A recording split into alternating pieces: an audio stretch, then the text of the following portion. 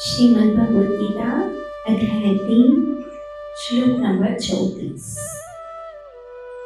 प्रत्येक इंद्रिय तथा उसके विषय से संबंधित राग द्वेष को व्यवस्थित करने के नियम होते हैं। मनुष्य को ऐसे राग तथा द्वेष के वशीभूत नहीं होना चाहिए, क्योंकि आत्म साक्षात्कार के मार्ग में अवरोधक है। अब इसमें बताया गया है कि इंद्रिय और विषय से संबंधित, मैंने आपको उस दिन बीच में सत्संग में बताया था कि सुख और दुख कैसे उत्पन्न होता है। इंद्रिया और विषयों के मिलन से। कैसे? जैसे किसी ने हमको बैड न्यूज सुनाई तो मन क्या हुआ? दुखी। जैसे ही कोई खराब खबर सुनी हम क्या हो गए? दुखी। उससे पहले हम क्या थे? नॉर्मल, खुश, सही थे। कभी कभी ऐसे भी होते हैं, मैं एकदम पार्टी में मस्त बैठी थी, अचानक उसने ऐसी खबर सुनाई कि मेरा मूड खराब हो गया। उसने ऐसी बातें की कि मेरा मन कब खराब हुआ? सुनिए, अर्थात वो विषय और ये इंद्रिय, विषय और इंद्रिय का क्या हुआ? मिलन हुआ। वो बात हमारे कान में, कभी कभी ऐसे भी होते हैं, नहीं सुना होता तो अच्छा था, मतलब उस विषय का इंद्रिय से संसर्ग नहीं हुआ होता तो अच्छा था। तो ये इंद्रिय और विषयों के मिलन से मन में क्या उत्पन्न होता है? राग और द्वेष। राग मतलब मोह, राग मतलब मोह, और द्वेष मतलब दोनों क्या है? ऑपोजिट। लेकिन मोह बहुत खतरनाक चीज है, बहुत खतरनाक चीज है। अब समझो, प्रेम और मोह में क्या होता है। कई लोग समझते हैं कि हमें प्रेम है, लेकिन वो मोह होता है, क्योंकि मोह और प्रेम में बाल जितना फर्क है। लेकिन उसकी निशानियां क्या है समझो। अगर किसी से हमें बहुत मोह है, बहुत मोह है, तो हम उसका जीना आराम कर देते हैं। क्यों? क्योंकि मेरा किसी में मोह है। फॉर एग्जाम्पल, मेरा किसी में मोह है, तो मुझे क्या लगेगा? वो मेरे अनुसार रहे, मुझसे बात करे, मेरे साथ बैठे, मेरे साथ खाए। मोह इंसान को पॉजिटिव बना देता है। मेरा है, वो मेरा है। कई कई पत्नियां अपने पति को लेके बहुत पॉजिटिव होती है। मावट भी न मने, दोस्तन से घूमना भी न मने, घुमाना मने तो मुझसे मने, फैमिली के साथ रहे, ये नहीं करे, वो नहीं करे। ये क्या है? मोह। मोह इंसान को क्या करता है? सामने वाले को पागल कर देता है। तुमने ये क्यों किया? मुझे छोड़ के उसके साथ क्यों गए? ऐसा क्यों किया? ये है मोह। प्रेम मुक्त कर देता है। शीरा प्रेम क्या करता है? खुद को बंधन में डालता है, सामने वाले को मुक्त कर देता है। मैं तुम्हारे सिवा किसी को नहीं देखूंगी, तुझे जिसको देखना दे। शीरा ये संसार में नहीं पॉसिबल है, ये आध्यात्मिक जीवन भी है। इसी चैतन्य महाप्रभु ने 8वें श्लोक में कहा, यथा तथा वा विद्यातो लंपटो मत प्राणात् स्तुसो एव नाम। तुम चाहे मेरे टुकड़े टुकड़े करो, क्या करो? टुकड़े टुकड़े करो, लेकिन मेरे प्राणात तुम्हें रखो। चाहे अपना लो, चाहे टुकड़ा दो, दूरी बिठा दो या गले से, मतलब तुम मेरे साथ जो चाहे कर सकते हो। क्यों? क्योंकि मैंने तुमसे प्यार किया है। अब समझे मोह क्या होता है? मोह सामने वाले को जिससे मोह करते हैं उसको खत्म ही कर देता है। तो ये झोंक है, तो ये झोंक है। और मैंने अपनी आंखों से देखा है, जिससे हमें प्यार है, जिससे हमें मोह है, वो किसी का हो ही नहीं सकता है। आपस में कभी कभी फ्रेंड सर्कल पे ऐसे होते, तो उसके साथ गई डिनर खाने, हाँ तो उसकी है ना, हाँ तुझे तो वही लोग अच्छे लगेंगे ना, वो झली कटी बातें नहीं करती है, हाँ तुझे तो वही अच्छा लगेगा ना, हमारे साथ क्यों ही अच्छा लगेगा?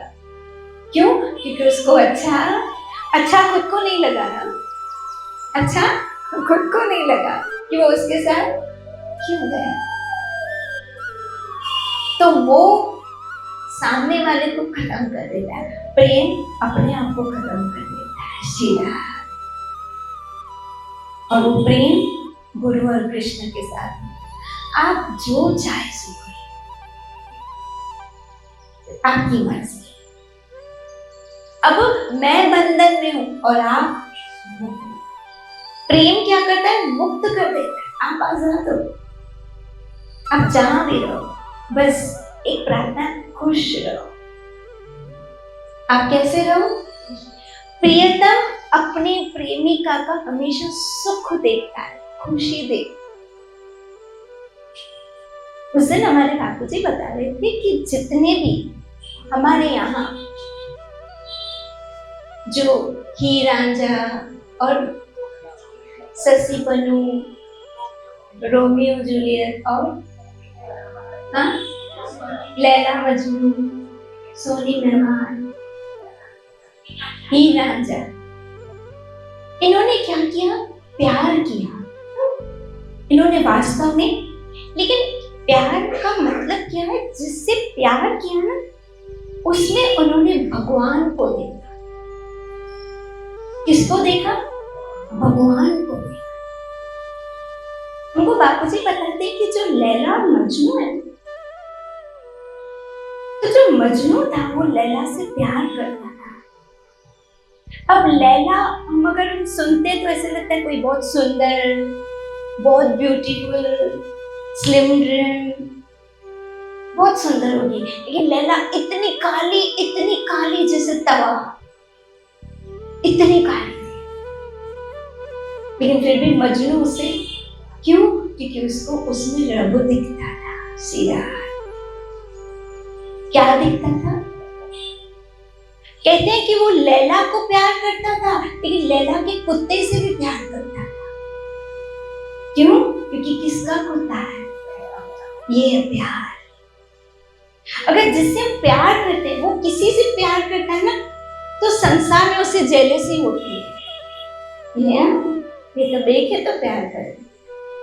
और आध्यात्मिक जीवन अगर उसका डिवाइन होगा, अगर उसका एक अच्छी लेवल पे होगा, तो उसको उससे भी प्यार होगा, क्योंकि ये मेरे प्यारे का प्यारा है, मेरे प्यारे का प्यार।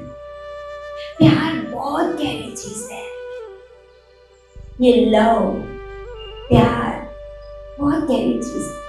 और दिखने में थोड़ा फर्क है, लेकिन मोह और प्यार बहुत अंतर है। मैंने इन शॉर्ट आपको बता दिया। जब मोह होगा ना, जिससे मोह होगा उसको जीने नहीं दिया। तुम ये छोक है, तुम ये छोक है, तुम ये छोक है, खास करके झगड़े हो जाते। पता है ना मैं तुम्हारे बिना नहीं खाती, पता है ना मैं तुम्हारे बिना नहीं रह सकती, पता है ना मैं तुम्हारे बिना जी नहीं सकती। तो तुम नहीं जी सकते हो, तो सामने वाले को तो जीने है, उसको क्यों मार रहे हो? प्रेम यथा तथा वा विद्यातु लंपटो मत प्राणात् सुसेवे। आपको जो अच्छा लगे, जैसे अच्छा। चैतन्य चरितमृत में एक कथा आती है। देखो ये प्रैक्टिकल नहीं है, लेकिन मैं आपको एक बताती हूँ। एक स्त्री पतिव्रता थी, अपने पति से बहुत प्यार करती थी। और आजकल के जमाने में न ऐसा है, न ऐसा हो सकता है, और न ऐसा होना चाहिए। पहले जमाने की बात है, बहुत पहले जमाने की। वो अपने पति से बहुत प्यार करती थी, लेकिन उसका पति, उसके शरीर में कोढ़ की बीमारी थी, पस निकलता था उसके शरीर से। ये चैतन्य चरितामृत में कथा है। तब भी उसकी पत्नी उससे बहुत प्यार करती। याद रखो, प्रेम शरीर का मोहताज नहीं है कि गोरी है तो प्यार करो, स्लिम ट्रिम है तो प्यार करो, या आजकल के संसार की दुनिया। उसके शरीर में पस निकलता रहता था। अब उसका पति किसी वैश्या के पीछे पागल था। तब ये क्या करती, अपने पति को अपने कंधे पे बैठ के वैश्या के पास लेके जाती। श्री राम, क्यों? क्योंकि वो मेरे प्यारे की प्यारी श्री राम। और क्या करती, खुद उठा के उसको लेके जाती। और वैश्या से क्या कहती, मेरे पति से घृणा मत करना, उसके पास मेरे प्यार है श्री राम। आप समझ सकते हो कि कितनी ग्रेट नारी होगी। ये होता है सच्चा प्यार। आपको क्या अच्छा लगता है? आपको क्या चाहिए? मुझे क्या चाहिए? क्यों? क्योंकि प्रेम में अपने आप को खत्म कर देना, मैं बचता ही नहीं। अगर मैं है तो समझो प्रेम, क्योंकि मैं बचा तो फिर प्रेम कैसे हो सकता है? फिर स्वार्थ होगा, मोह होगा। एक दिन की बात है, लैला बैठी थी और मजनू आया। मजनू ने दरवाजा खटखटाया। लैला ने पूछा कौन? उसने कहा मैं। लैला ने दरवाजा नहीं खोला, फिर से खटखटाया। पूछा कौन? बोला मैं। नहीं खोला। बहुत देर हो गई। मजनू से खोल के नहीं रही दरवाजा। कब से दरवाजा खटखटा रहा, अंदर बैठी खोल क्यों नहीं? फिर लैला ने पूछा कौन? कौन? तब बोला तू। फिर बोला सिद्धार्थ। कितनी गहरी बात है ना। हम ऐसे आलू चालू बोल देते हैं, I love you, I love you. प्यार का मतलब ही कुछ और है। प्यार का मतलब कुछ और है। प्यार का मतलब वासना नहीं होता है। प्यार का मतलब ऐसा नहीं होता कि एक सुंदर लड़का लड़की एक दूसरे के साथ मिले और प्यार हो गया। नहीं, आजकल तो कहते हैं आई लव यू नहीं, आई अंडरस्टैंड यू। एक दूसरे को समझो, वो प्यार है। लड़ते रहो और बोलो आई लव यू, चिराग। इसलिए मोह बहुत खतरनाक चीज है, बहुत खतरनाक चीज है। मोह में इंसान न खुद जीता है, न जिससे मोह करता है उसको भी जीने नहीं देता है। मुझे तेरी चिंता हो रही थी और ऐसे करके उसको 10 फोन कर, मुझे तेरी चिंता हो रही थी। चिंता हो रही थी तो तुम सामने वाले को डिस्टर्ब कर रहे हो। इसलिए मोह इंसान को जीने नहीं देता। और भगवत गीता में आया है मोह एक बहुत बड़ी दलदल है, जिसमें एक बार इंसान फंस गया, मोह नहीं निकलता है। याद रखना, मोह नहीं निकलता है। सबसे बड़ा उदाहरण भागवत में किसका आया है? जड़ भरत का। किसमें मोह पड़ गया? हिरण के बच्चे। ये मोह नहीं था तो क्या? मोह बहुत खतरनाक चीज है। आप भजन करने बैठोगे उसी की याद आएगी, आप भजन करने बैठोगे उसका ही चिंता होगा। पता नहीं खाया होगा, नहीं खाया होगा, पता नहीं कैसे होगा, पता नहीं आज आएगी नहीं आएगी। मोह में हम भगवान को भूल जाते हैं। किसी को पैसे में मोह है, किसी को स्त्री में मोह है, किसी को प्रॉपर्टी में मोह है। एक व्यक्ति बता रहा था कि मेरी बहुत सारी प्रॉपर्टी है, एक जमीन यहाँ, एक जमीन यहाँ, एक जमीन यहाँ, मेरे को इतना मोह है, रोज मैं अपनी प्रॉपर्टियों को देखने जाती हूँ, वहां आधा घंटा बैठना, मेरी प्रॉपर्टी, चिराग, प्रॉपर्टी में मोह। अब बताओ, जब वो मरेगा उसको यही चिंता होगी कि प्रॉपर्टी किसके नाम करूं, कौन लेगा, उसका ही चिंतन होगा। और फिर यम यम वापी सिमरन भावम त्यजन त्यजन्ते खले। इस मोह का पॉजिटिव यूज करो। क्या मोह मोहन में हो जाए तो कितना मजा आए। मोह किससे हो जाए? मोहन से हो जाए, उसको देखे बगैर चैन नहीं, उसकी कथा सुने बगैर चैन नहीं। मैंने आपको कहा था विकार है, लेकिन इनका यूज पॉजिटिव होना चाहिए, आध्यात्मिक यूज होना चाहिए, इसका आध्यात्मिक होना चाहिए। इसलिए मोह सत्संग से है, बहुत अच्छी बात है। मोह मोहन से है, बहुत अच्छी बात है। मोह भजन से है। आज भजन नहीं हुआ ना, मन परेशान सा लगा पड़ा है, मन विचलित हो रहा है। कितना अच्छा हो। संसार की वस्तुओं में मोह रखने से सिर्फ दुख मिलेगा। क्यों? क्योंकि वो हमारे साथ चलेगी ही नहीं, और उससे बिछड़ना तो पड़ेगा ही, बिछड़ना पड़ेगा।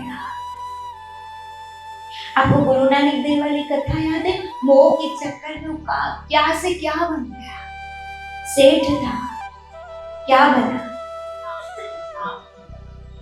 पहले बैल बना, फिर कुत्ता बना, सांप बना, विष्टा का कीड़ा बना।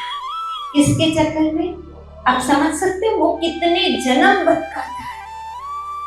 कभी कभी तो कहते हैं कि इसकी आत्मा उसमें चली गई। क्यों? क्योंकि उसमें मोह था। कभी कभी आत्मा भटकती है मोह के कारण, क्योंकि मुझे वो चाहिए। और कभी कभी उस चाहिए के चक्कर में प्रेत योनि में जन्म लेना पड़ता है।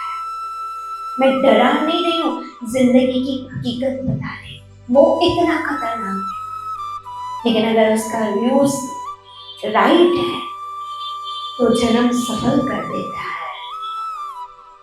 जन्म सफल, खास करके अंत समय में इंसान को वो इतना सताता है, इतना सताता है। आप देखोगे कई लोग कहते हैं मेरा बेटा कहाँ है, मेरी बेटी कहाँ है, पूना से मेरी बेटी को बुलाओ, बॉम्बे से बेटे को बुलाओ। जब तक ये नहीं होगा मेरे प्राण नहीं निकलेंगे। बहुत खतरनाक चीज है। मरना मुश्किल हो जाता है, बोझ हो जाता है मन पे। वो चाहिए, अब देखो चाहिए, वो सामने खड़ा है, अब क्या वो साथ जाएगा? बिछड़ना तो पड़ेगा। और आत्मा मानने को तैयार नहीं होती है। आत्मा शरीर से निकलने को तैयार नहीं होती है। और उस वक्त बहुत भयंकर युद्ध चलती है, ऐसा गरुड़ पुराण में आया है। भयंकर युद्ध चलती है। यम के दूत आत्मा को निकालते हैं और आत्मा निकलना नहीं चाहती है। क्यों? आत्मा उस शरीर में रह के, उस शरीर के माध्यम से अगर हमारा किसी में मोह, किसी में चीज में अटक गया तो आत्मा वहीं फंस जाती है, निकलती नहीं है। मुझे वो चाहिए। अब चाहिए तो सही, लेकिन क्या वो तुम्हारे साथ जाएगा क्या? अब वो नहीं जाएगा, लेकिन उसको चाहिए, वहीं जीव भटकता है। इसके लिए हम सब घर गृहस्थी वाले लोग हैं। किसी का धन में, किसी का अपने पोतों में, पोतियों में, बच्चों में। जब भी संसार में रहो, ये सोच के रहो कि हमको एक दिन जाना है। और कैसे जाना है? अकेले जाना है और खाली हाथ जाना है। एक तो अकेला जाना है और दूसरा खाली हाथ जाना है। जब कोई चलेगा ही नहीं तो इतना तीव्र मोह रखने से क्या फायदा? धन में मोह, धन चलेगा।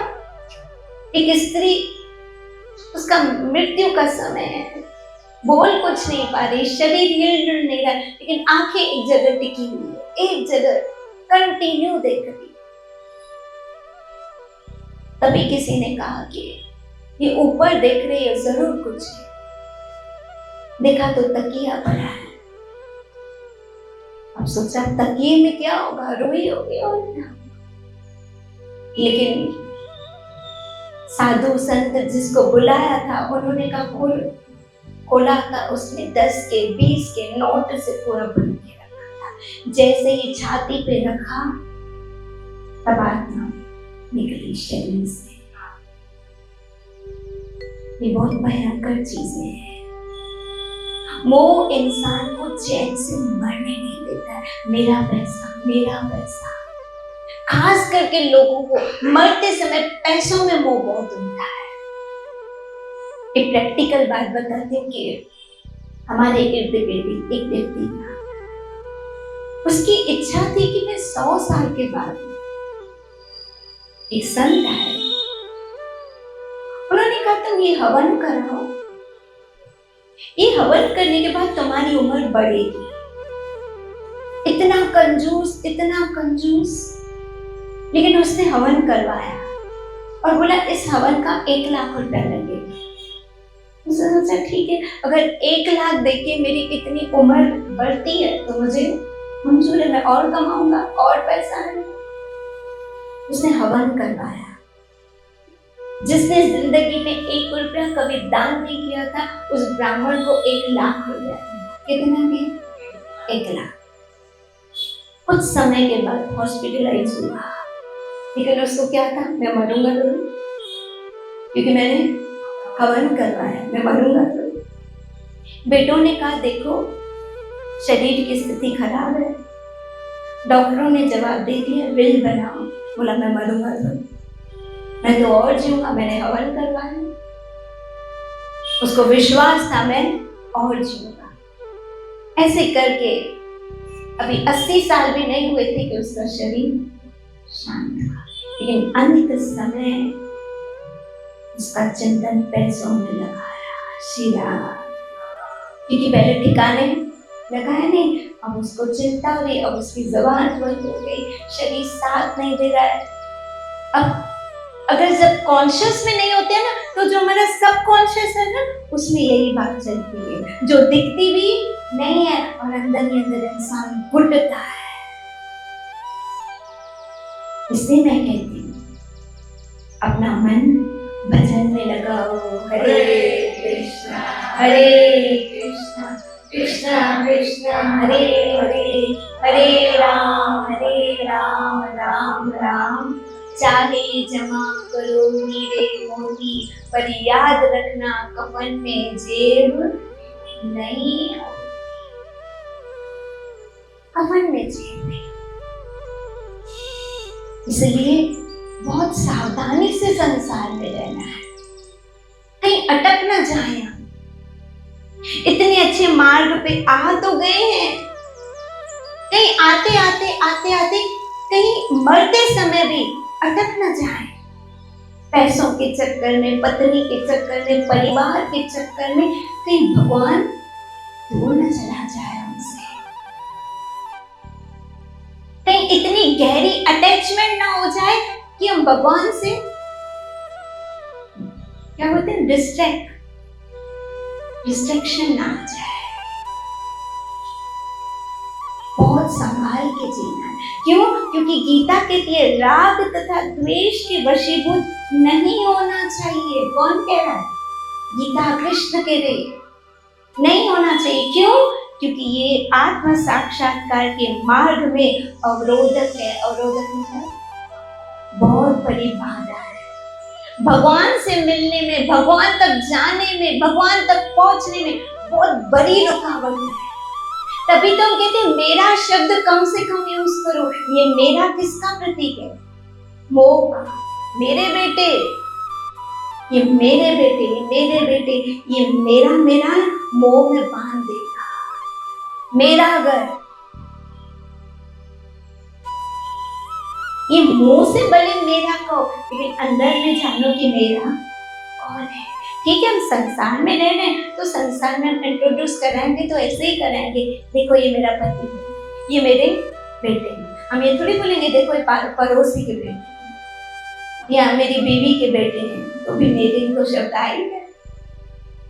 मुंह से मेरा कहो, लेकिन अंदर में इतना ज्ञान होना चाहिए कि जिसको मैं मेरा कह रही हूँ वास्तव में मेरा कोई और है। अंदर में ज्ञान होना चाहिए इस बात का। ये मेरा शब्द बहुत कम यूज होना चाहिए, बहुत कम यूज होना चाहिए। मैं और मेरा, आप अपनी लाइफ में ट्राई करो ये कम यूज हो। हाँ, जहां जरूरत पड़े वहां बोलो, लेकिन उसी वक्त मन से उसका मंथन होना चाहिए, मेरा नहीं। जैसे हमारा घर होता है ना, तो क्या बोलते हैं, खास करके हम ये यूज करते हैं, बापूजी ने जैसे हमको सिखाया है। कहाँ रहते हो? पुष्पक 603। फिर घर के द्वार पर नाम लिखा है बापूजी कृपा। हम बापूजी कृपा में रहते हैं। क्यों? क्योंकि बापूजी की कृपा से ही रहते हैं। जी हाँ। तो ये छोटी छोटी चीजें हमको अहंकार से, मोह से बचानी है। ये छोटी छोटी चीजें बचानी। ये गाड़ी आपकी है, अगर कोई आपसे पूछते ये कार आपकी है, क्या बोलोगे? कृष्ण की कृपा से मेरी है, कृष्ण की कृपा से मेरी है। ये जो आपने कृष्ण की कृपा कहा ना, ये आपके मोह को, आपके अहंकार को तोड़ता है। कृष्ण की कृपा से मेरी है। कोशिश करके अपने रेगुलर लाइफ में हमको ये सेंटेंस बोलने चाहिए। शायद बोलते बोलते बोलते बोलते मन से भी वो चीज निकल जाए, बोलते बोलते हो जाए। जैसे जब हम नए नए आए, सिर्फ हम बोलते थे कृष्ण हरे कृष्ण कृष्ण कृष्ण हरे हरे, हरे राम राम राम, सिर्फ मुंह से बोलते थे। अब धीरे धीरे धीरे धीरे इस महामंत्र से प्रेम होने लगा है। अब कभी कभी हम नहीं भी बोलते तो हमारे मन में खुद ब खुद चलता है। क्यों? क्योंकि अब मन ने मान लिया कि मुझे ये मंत्र का जाप करना है। अब मन ने मान लिया। कुछ भी ऐसी होती खुद ब खुद होता है। क्यों? क्योंकि अब मन ने मान लिया इस मंत्र को। ऐसे ही छोटी छोटी चीजों पे ध्यान। वाह, आपका घर तो बहुत अच्छा है, कृष्ण की कृपा है, आप तो बहुत अच्छे हो। हाँ बोलो बोलो, कृष्ण की कृपा है, उसकी कृपा है, आप बहुत अच्छा पकाते हो। हाँ प्रैक्टिस करो, कृष्ण की कृपा है, ये उसकी कृपा है। कभी अहंकार नहीं आएगा। ये बोलचाल में ये शब्द होने चाहिए। क्यों? ये मैं और मेरा भगवान देता है। अब एक संसारिक व्यक्ति किसी की तारीफ करो ना, भैया आप तो इतने ब्यूटीफुल हो, बहुत सुंदर है।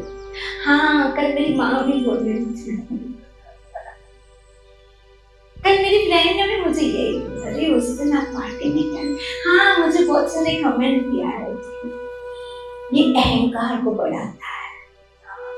और अगर हम रिटर्न में कहते हैं ये सब कुछ देने वाला कृष्ण है, ये सब उसकी कृपा। यहाँ तक कि कोई कहे कि कल आओगे, कृष्ण की कृपा रही तो, क्योंकि उसकी कृपा के बिना वैसे भी हम थोड़ी ना चल सकेंगे ना। सब डिपेंड ही उसकी कृपा पे है। हाँ, मैं कल आऊंगी ना, एक ये कहना और ये कहना कृष्ण की कृपा रही तो, देखो दोनों में कितना फर्क है। अच्छा, अब मुझे कोई सत्संग के लिए फोन करता है ना, दीदी आप आओगे, तो मैं बोलती हूँ कृष्ण की कृपा नहीं तो मतलब आप नहीं आओगे। अगर कृष्ण की कृपा कही तो सामने वाले को डाउट होता है तो आप नहीं आओगे। पर मुझे ऐसे होता है नहीं मैं आऊंगी, कृष्ण की कृपा से जरूर आऊंगी। तो उनको ऐसा लगता है मतलब नहीं होगी क्या? नहीं, हमको हर बोल चाल में बोलना है कृष्ण की कृपा। कृष्ण को कितनी खुशी होगी कि उठते बैठते चलते फिरते घर बार परिवार सब में उसने मुझे जोड़ दिया है, जोड़ दिया है। मैं तो कहती हूँ शादी के कार्ड में भी लिखा करो, शादी कृष्ण की कृपा से। कितना अच्छा लगे, करना नहीं, मैं सिर्फ बोल रही हूँ, कितना अच्छा लगे भगवान की कृपा से। और जब हम ऐसा करते हैं ना तो ठाकुर जी और खुश होते हैं और कृपा बरसाते हैं, और कृपा। जैसे किसी बच्चे को मार्केट लेके गए, मार्केट में हमने एक चीज लेके दी बच्चे को और बच्चा बोलते थैंक यू पापा, पापा आप कितने अच्छे हो, थैंक यू पापा आपने लेके दी। पापा बोलेगा वो भी खुश होगी, वो कुछ बोले क्यों, लेकिन दिल खुश कर दिया। वैसे शायद वो एक लेके दी, लेकिन बच्चा बोले पापा आप कितने अच्छे हो ना पापा, आपने मुझे लेके दी, थैंक यू पापा। पापा को लगेगा कि इतना खुश हो रहे, चलो मैं इसको एक छोटा सा उदाहरण, आपने किसी को पानी दिया, उसने बोला थैंक यू, बताया सामने और चाहिए, क्या बोलता है और चाहिए, क्यों, क्योंकि आपने उसको क्या कहा, थैंक यू, उसका दिल हुआ मैं उसको और दो। ऐसे भगवान भी समझता है इसको मेरी कृपा है, इतना एहसान याद है, चलो उसको और दे दो। अब इसका मतलब ये नहीं मैं जो कृपा बोलूंगी ना अभी देखना और देखना, ऐसा नहीं, ये बाय नेचर, ये नेचुरल होता है।